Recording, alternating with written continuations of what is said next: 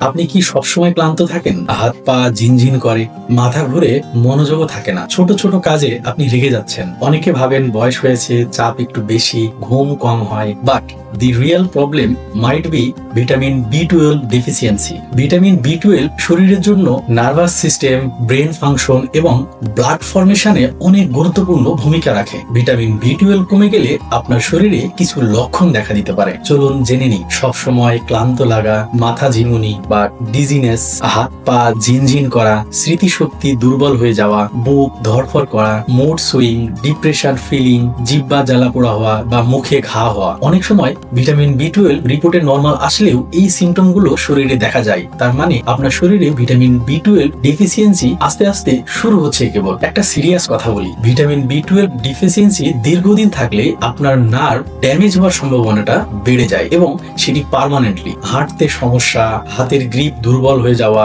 সিদ্ধান্ত নিতে সমস্যা হওয়া এবং বড়দের জন্য ডিমেনশিয়া হওয়ার একটি বড় রিস্ক থাকে। সমস্যা হলো আমরা ব্যথা না হলে গুরুত্ব দিই না, কিন্তু নার্ভ ড্যামেজটা চুপচাপই হয়ে যায়।